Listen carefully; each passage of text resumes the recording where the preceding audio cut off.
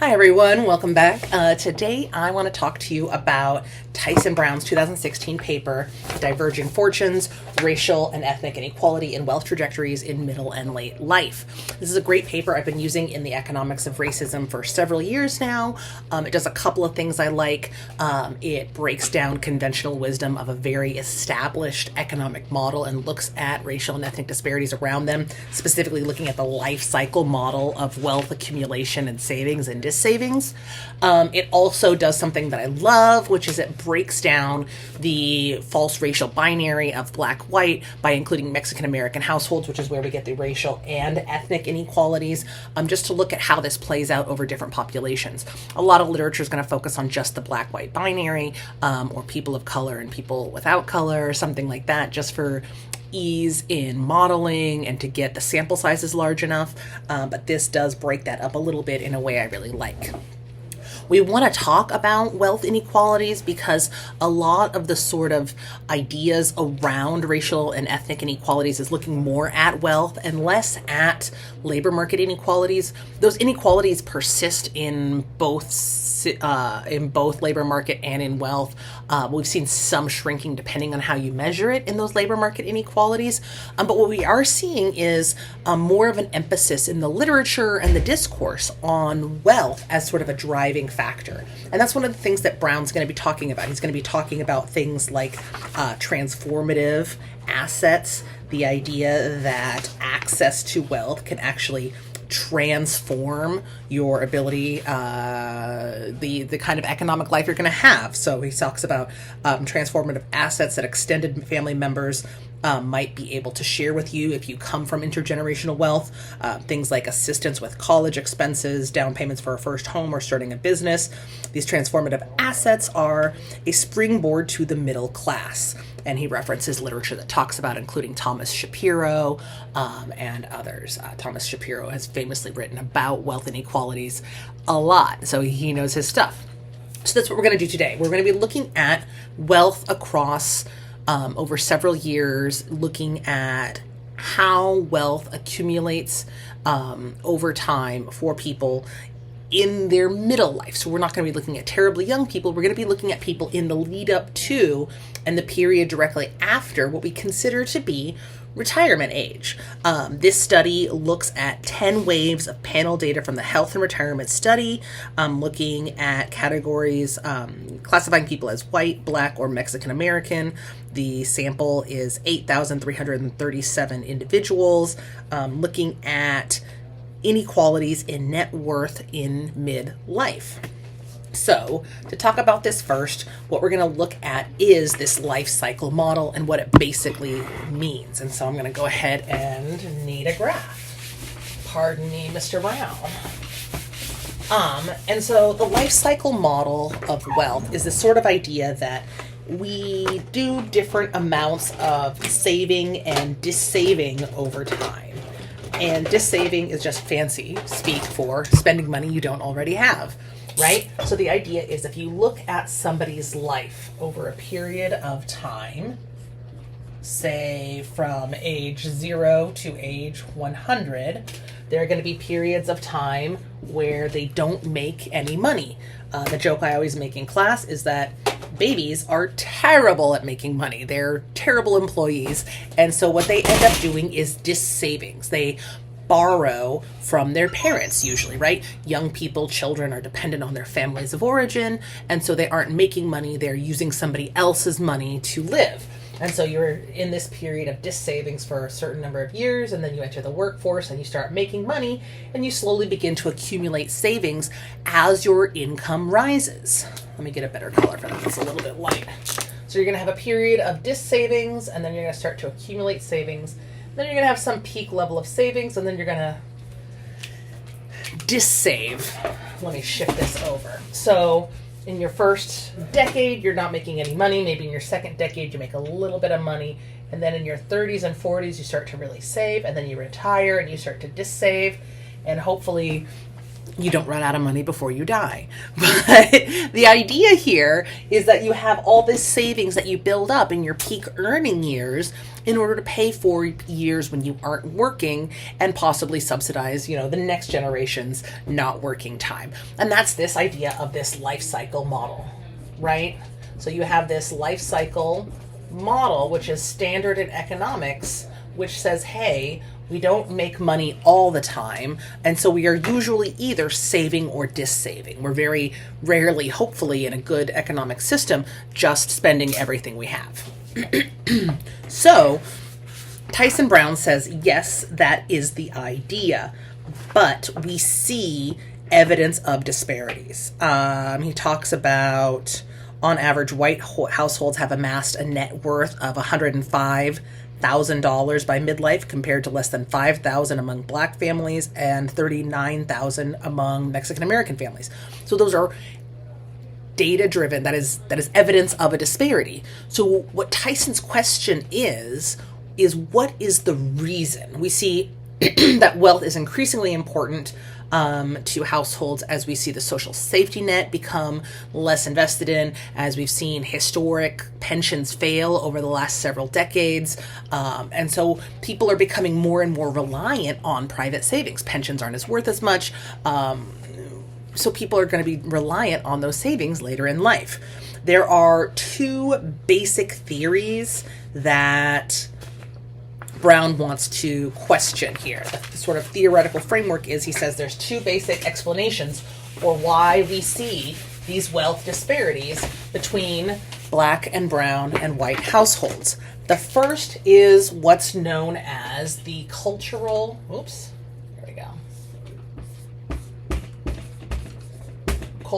deficit model.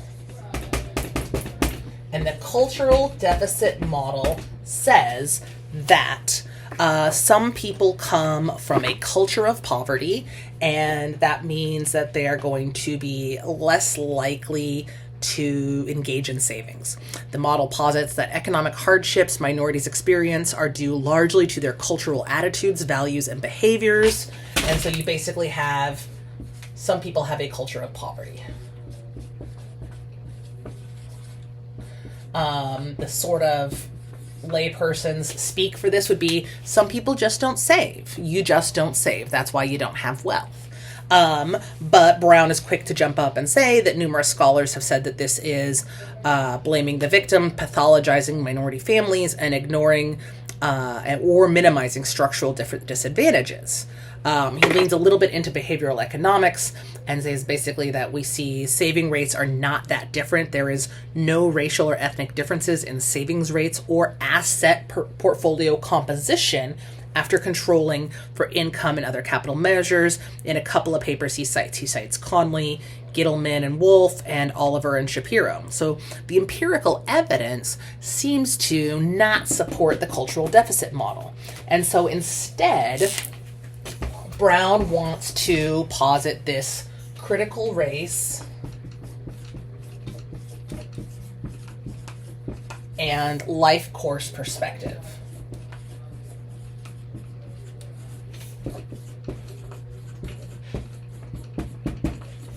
And the idea here is that present day gaps in wealth stem from history. There is a historical basis to this. And what the critical race and life course perspective does is it focuses on the interdependence of lives and the socio-historical influences throughout networks of shared relationships. So sort of seeing this sort of communal effect of socio-historical policies and things that have impacted groups of people over history. It looks at systemic racism that results in unequal opportunity and structural racism that creates and recreates and reproduces these wealth stratifications. And the idea here is that wealth accumulation is inhibited by our U.S. history. Brown talks about enslavement of Black people historically in the United States. He talks about the Jim Crow era and the sort of wealth extraction associated with really exploitative labor systems there. He talks about the Treaty of Guadalupe Hidalgo, which was another extractive historical event for Mexican American households.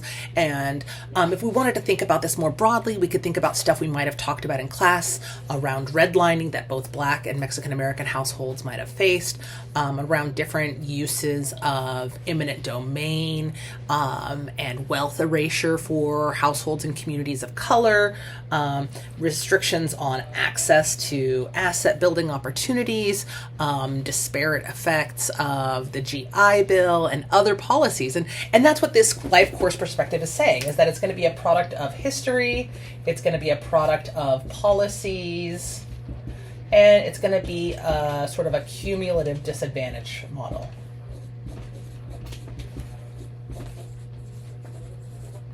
And that's going to be one of the other ideas that's really important when we talk about wealth, is that wealth sort of begets opportunity. And so when we see wealth disparities, they're going to tend to be a lot more far-reaching and reproducible, sort of self-reproducing, than wage disparities might necessarily be. So, Brown talks about the New Deal and the GI Bill, which were two of the biggest policies to sort of support and build intergenerational wealth and prosperity for households, and how Black and Mexican American households were historically excluded from them. With the GI Bill, we saw that be a leg up to the middle class for a lot of former military who then got access to higher education and special loans through the GI Bill that allowed them to borrow for housing and get really good rates on buying homes. Home ownership being the largest wealth class or asset class that we see in the United States. But the GI Bill was not evenly enacted across all populations. We saw white workers more likely to get access to the GI Bill and be more likely to be sort of directed into college, while Black GIs were more likely to be pushed into technical schools. And we see this sort of interaction between the GI Bill and lenders and redlining mean that for many white GIs, it was a leg up into home ownership, but that wasn't necessarily true for Black GIs and Black borrowers. So historically, Black and Latino households were less likely to benefit from these plans and these policies, and that's going to mean that they don't get access to these transformative assets that allow them to growth.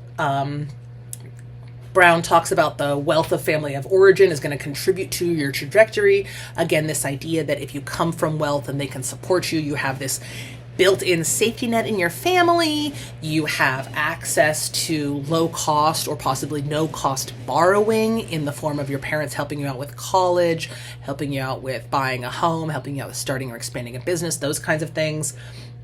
We can even think about more modern examples like getting financial support from your family so that you can take an unpaid internship or a low-paid internship. Brown talks about how income disparities are exacerbating the wealth disparities. As we see income disparities persist, it's going to make those wealth disparities worse because of the level of disposable income. How much can you save when you're on subsistence plans? And then he also talks about some kind of more controversial stuff, like the idea that people of color might have shorter planning horizons for retirement and for later life because of the reality of health disparities or the perception of health disparities, and the sort of subjective life expectancy differential. So the idea of like, okay, if I'm not going to live as long, I expect that, my life expectancy is measurably shorter on average. Why would I save so much for the future when savings comes at such a high cost because I have so little disposable income? And so the idea Brown is putting forth here in this critical race and life course perspectives is that all of these things contribute a little bit to these larger disparities that we expect to see evidence of when we control for things like education and other factors that we would expect would be indicative of savings rates. He also talks about the interplay of wealth and health, how access to healthcare can increase life expectancy, poor health comes at a really, really high cost, and how lack of savings later in life can cause people to put off preventative health care, and how poor health at any point in your life can drain your savings in the current system. And so all these things are sort of all contributing to wealth trajectories overall for these different groups, for white, Black, and Mexican American households.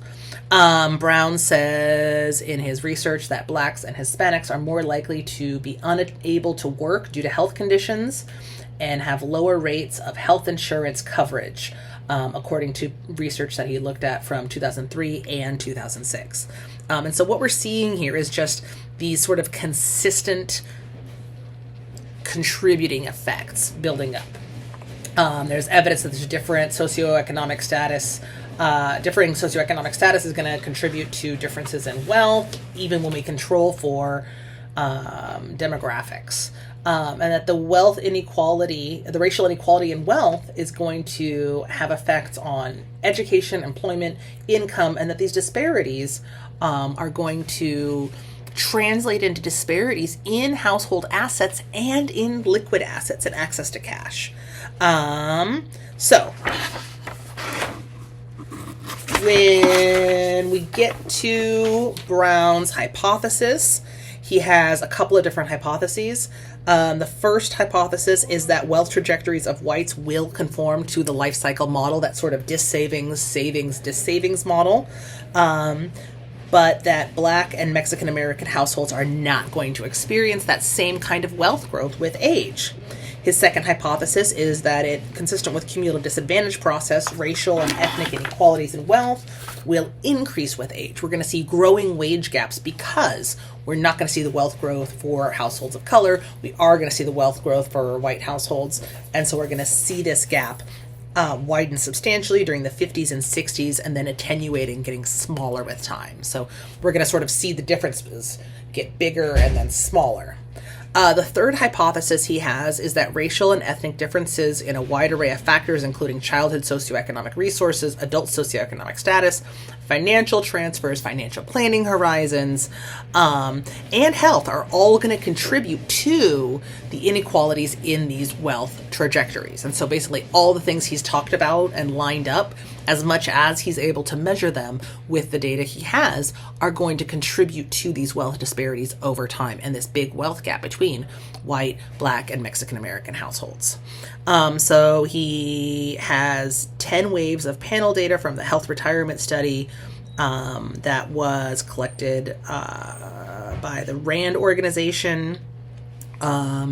The respondents were English and Spanish speaking from the United States, aged 51 to 61 in 1992, and then they were interviewed and re-interviewed from 1992 to 2010 every 2 years.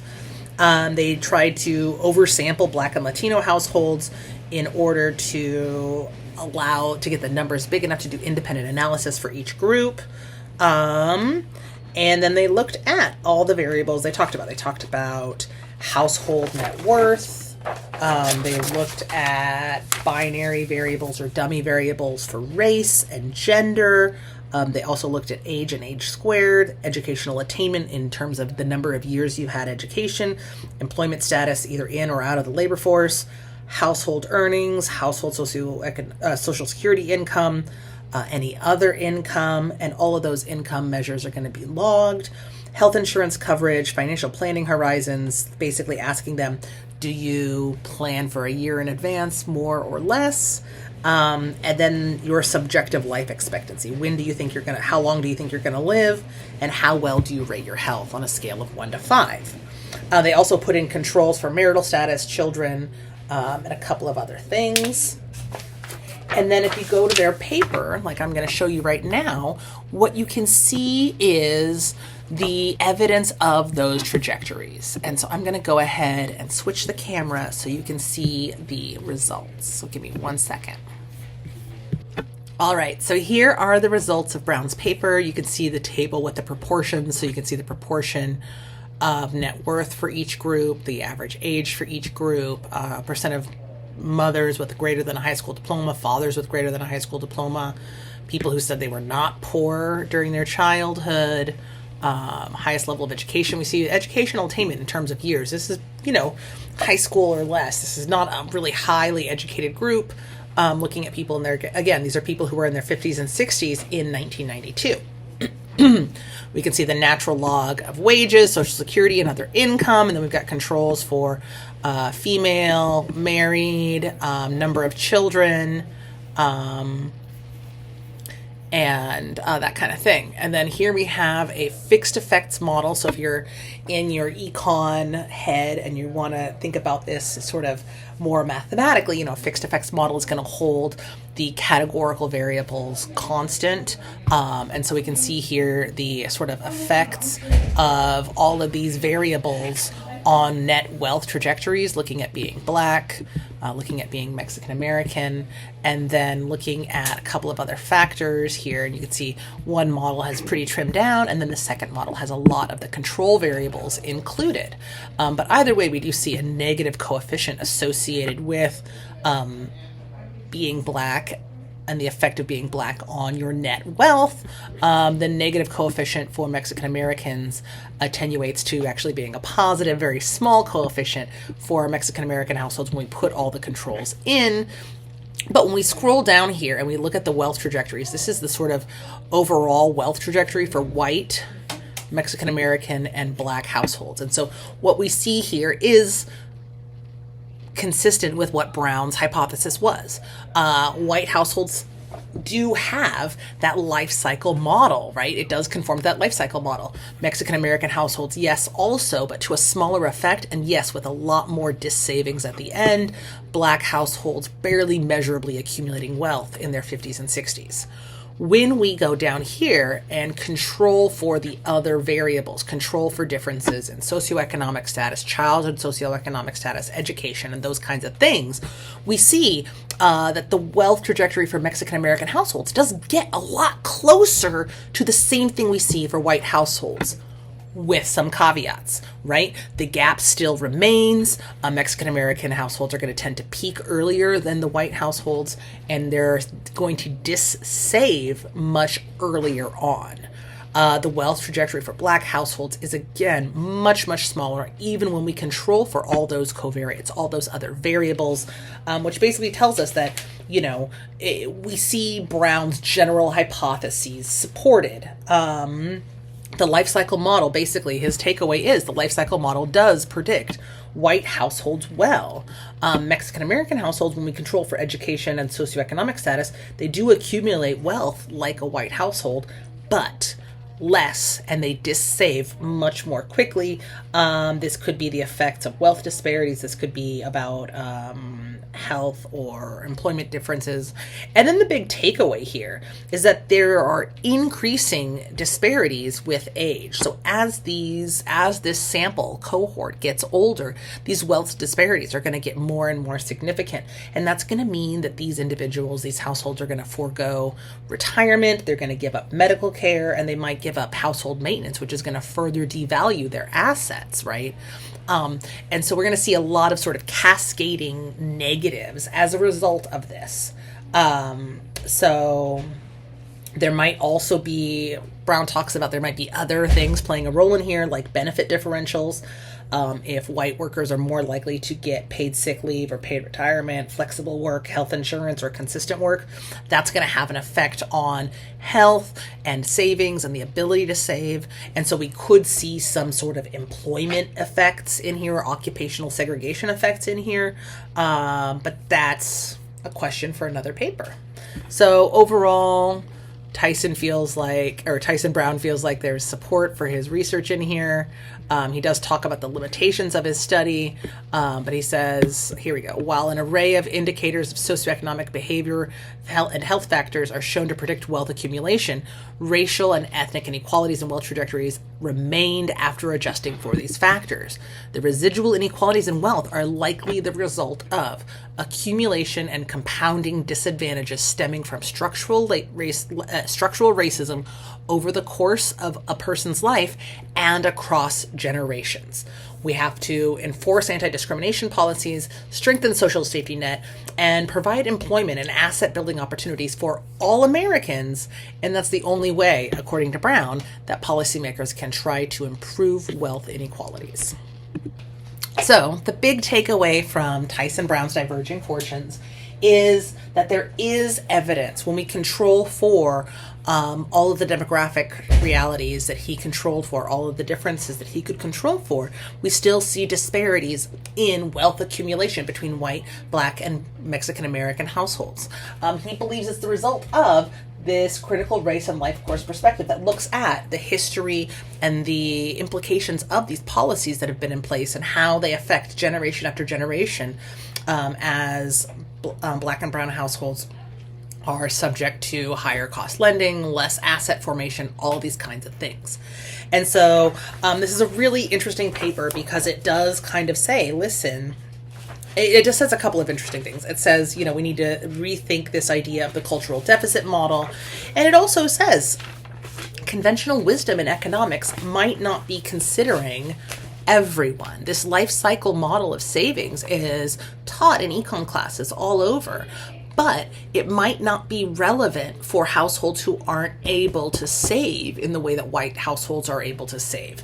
And so I think there's a lot to dive into here. I think it's a really interesting paper, and that's why I wanted to give you a second look at it. Let me know what questions you have, and I'll see you next time.